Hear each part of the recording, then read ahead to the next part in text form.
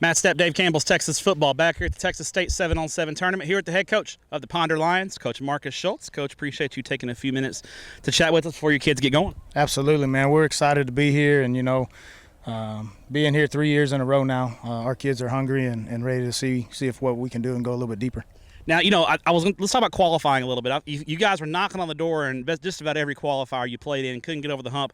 How excited were you in that last week of qualifying? You go down to Central Texas, you go on the road, your kids got their backs against the wall. How excited were you for them to knock off LaGrange and get that last qualifying spot? Very excited. Our kids, they work hard, and we were in the championship game a couple different tournaments. Got knocked out by Lake Dallas, and then we got knocked out by Decatur, who are both here at State as well. And so our kids just kept grinding, and I asked them, I said, look, we got a chance to get in one more. If y'all want to get in one more, we'll go get in one more qualifier and try to see if we can get it done. And all of them, without a hesitation, wanted to. And so, they've got that expectation of getting down here, and so they were excited to do it and punch that ticket. It's got to make you excited as a coach to get ready for the fall because your kids, number one, had the willingness to put it on the line and do that. And then number two, when they had their backs against the wall, they kind of – you can't really replicate that in any kind of scenario in off-season and spring ball because something is on the line. They're playing for something, and I guess you could translate that maybe to the fall. Maybe there could be a week 10, week 11, or maybe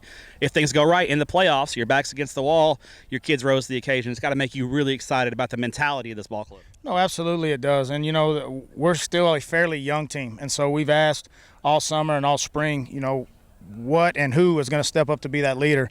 And to see those guys, obviously unanimously want to continue, want to go fight, and want to try to compete to get here, says a lot for them and says a lot for their work ethic and what they've been doing, and gives us a lot of hope as a coaching staff to know that our kids are hungry and ready to go. When you look at your new district and your UIL realignment, I mean, it's not going to be easy. You're always in a tough district. When you got your packet on realignment day in February, what was your overall assessment of the new district?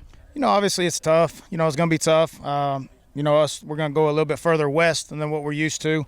But getting those teams like a Vernon and Iowa Park and Bowie in our district, they do a little bit more hard-nosed football, a little bit more downhill and pound the ball at us. And so we know what we're getting. We know what we're going to have to do, and, we're excited about it.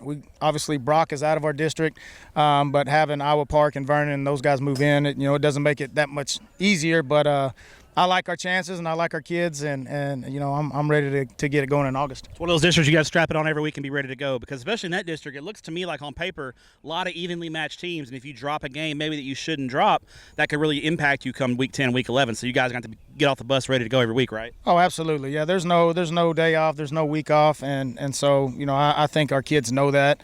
No matter what district we're in, there's not an opportunity. Ponder hasn't necessarily been the perennial powerhouse and hasn't won a playoff game in school history. And so, that's something that our kids are motivated for and excited about. And I like our kids and I like what we've been doing. All right, a final question for you before we get you out of here, Coach. You asked me earlier where the Dave Campbell's tent was set up. You're ready to get your hands on that magazine, and I know you'll get your copy at coaching school too. But when you get that magazine, how exciting is it?